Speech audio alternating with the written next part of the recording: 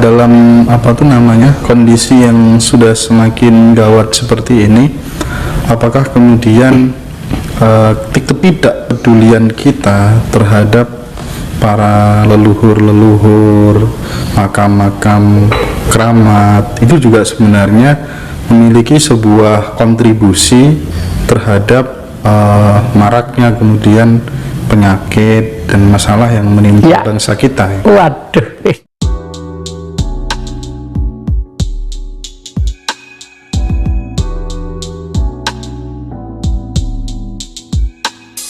Pasti yang punya pandangan yang sekiranya urgent untuk disampaikan kepada kita, apa yang harus kita lakukan sebagai manusia Nusantara, khususnya sebagai orang Jawa. Mohon direspon yang Jati. Oke, terima kasih dan selamat berjumpa kembali rekan-rekan seluruh Nusantara. Tahun 2008 saya pernah menulis bahwa manusia di dunia ini akan hanya disisakan 28,3% ya, oleh karena bencana alam, karena penyakit, karena perang dan lain sebagainya. Leluhur kita menggambarkan seperti apa? Leluhur kita menggambarkan seperti pada waktu perang Mahabharata, di mana Prabu Salyapati sebagai Senopati Astina melawan Pandhawa yang hanya 5, ternyata yang menang Pandhawa. Kemenangan Pandhawa itu kuncinya pada apa? Ternyata pada Prabu Puntadewa, Raja Pandhawa, Raja Amarta ya, seorang raja yang sangat lugu dan sederhana. Pakaiannya tidak bermacam-macam corak seperti kakek ini, sangat sederhana sekali, hanya pakai gelung, pakai ini, karena ini aja tidak pakai kelat bau ya, cincin juga tidak pakai, melambangkan bahwa hidup itu adalah dinamika dari karakter si jiwa itu sendiri. Yang membuat gelisah, membuat bingung adalah jiwanya. Kenapa jiwanya gelisah dan bingung? Karena selama ini kita belum menyentuh, tidak paham tentang peranan Tuhan itu sendiri. Ini yang penting ya. Karena selama ini kita tidak menyentuh kepahaman tentang Tuhan itu sendiri. Umumnya sudah ribuan tahun, ratusan atau ribuan tahun dikayalkan bahwa Tuhan itu ada non jauh di atas sana. Itu satu kesalahan yang besar, satu kesalahan yang sangat fatal turun-temurun kepada anak cucu kita. Padahal menurut kitab Taurat, Zabur, Injil sampai dengan Al-Quran, kalau Al-Quran misalnya kolbu mukmin baitullah, hati yang suci dampar singgasananya Allah. Nah, Allah itu bersinggasana di sini, artinya Tuhan itu bersinar pada yang makhluk yang namanya manusia itu sendiri. Jadi kalau kita sudah pasrah, kita hening, kita tetap tidak melakukan sesuatu hal yang keliru, atau saya tidak ada istilah surga neraka, bagi saya tidak ada. Di dunia itu yang ada adalah benar dan tidak ya, bukan salah dan baik dan benar, bukan. Saya pakai istilah benar dan tidak. Benar itu makan itu penting, tapi kalau makan keterlaluan ya, nasi keterlaluan bisa sakit kolesterol, bisa sakit ini dan lain sebagainya ya, itu istilahnya. Jadi intinya Mas Hendra, bahwa selama ini kita harus kembali pelan-pelan karena sudah terlanjur menggelembung kekeliruan ini menjadi kurikulum anak sekolah juga ya. Makanya pelan-pelan kita dimulai dari pribadi kita masing-masing. Ayo mulai mengenal sosok Tuhan yang sebenarnya bersinar pada tubuh kita. Dalam kondisi yang sudah semakin gawat seperti ini, apakah kemudian ketidakpedulian kita terhadap para leluhur-leluhur, makam-makam keramat itu juga sebenarnya memiliki sebuah kontribusi terhadap maraknya kemudian penyakit dan masalah yang menimpa Ya. bangsa kita. Waduh, ini sing pinter itu yang tanya ini sebenarnya. Saya cuma mencoba untuk menjawab saja ya.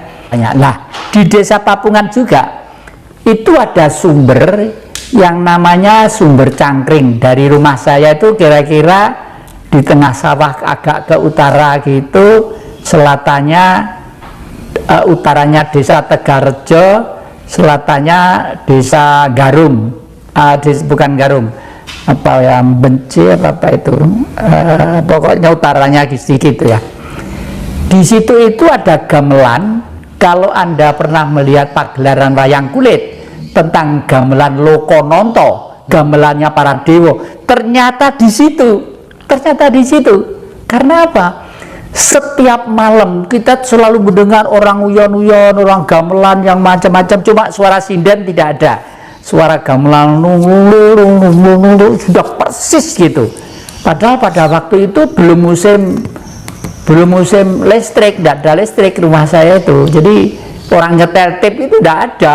Waktu itu saya masih kecil kok.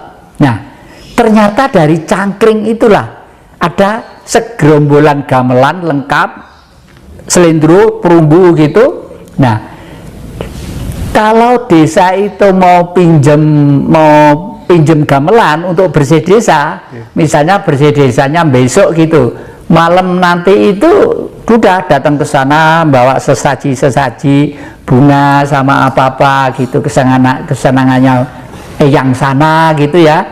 Badhe nyuwun ngapil gamelan yang benjing putu-putu wayah badhe bersih dusun gitu ya. Besok pagi itu gamelan udah lengkap, di kiri kanan lengkap, terus dipinjam. Kalau sudah dikembalikan lagi. Nah, pada waktu meminjam itu ada syaratnya. Syaratnya adalah tidak boleh diganti apapun. Pakunya tidak boleh diganti, bumbung-bumbungnya tidak boleh diganti, terus tali-talinya itu tidak boleh diganti. Saya masih ingat pada waktu itu saya umur 3-4 tahun. Bersih desa itu yang dalang itu adalah Pak D saya, namanya Darsono, Sayem Sudarsono gitu namanya itu ya. Dalang, terus tukang ngegongnya itu namanya kembar, Dugel dan Tumper itu namanya itu. Terus begitu melihat talinya gong itu gantung kawir-kawir kiri, takut. Waduh, ini nanti kalau dipukul tawang, glundang gitu, geweger gitu ya. Akhirnya diganti talinya itu, diganti sampai sekarang dipinjam tidak ada, suara pun tidak ada. Nah, dalam hal ini saya ingin memberitahukan kepada adik-adik, kepada anak, kepada cucu-cucu, kepada siapa saja, jangan mengabaikan warisan-warisan leluhur yang bentuknya apapun, meskipun itu berbentuk sumber atau pohon atau apa, karena itu merupakan fondamen dasar kepribadian kita untuk menjaga. Karena tugas Pulau Jawa itu, maaf loh, lain, bukan sukuisme itu. Tugas Pulau Jawa itu untuk membuat perdamaian dunia, hamemayu hayu ing bawono. Kalau di luar tadi itu ada perang yang tipe 2, tipe 3, tipe 4, itu karena mereka itu sudah menganut suatu sistem sekuler dan ateis ya. Sekuler membentuk sekuler itu adalah di sana ada gereja, di sana ada masjid, di sana ada pura, di sana ada ini, tapi politiknya adalah sekuler. Artinya materialistis. Maka dari itu blok barat itu negaranya berbentuk nasional yang kapitalistis ya. Karena nasionalisme di dunia itu banyak nasionalisme ya. Di Afrika ada nasionalisme, di utara ada nasionalisme, di barat ada nasionalisme. Nah, tetapi di Jawa itu, di Indonesia juga nasionalisme, tapi nasionalisme yang humanity. Oleh karena itu oleh Bung Karno itu diringkas menjadi ketuhanan yang Maha Esa, kebangsaan, kemanusiaan, kerakyatan, keadilan sosial. Itu yang lalu menjadi Pancasila inilah. Kembali ke masalah peninggalan leluhur, itu tolong di desa-desa itu sekaligus untuk mengurangi alternatif menghadapi virus-virus yang seperti ini. Peninggalan-peninggalan leluhur tolong dibersihkan kembali, diuri-uri, ya, dihormati, dan lain sebagainya.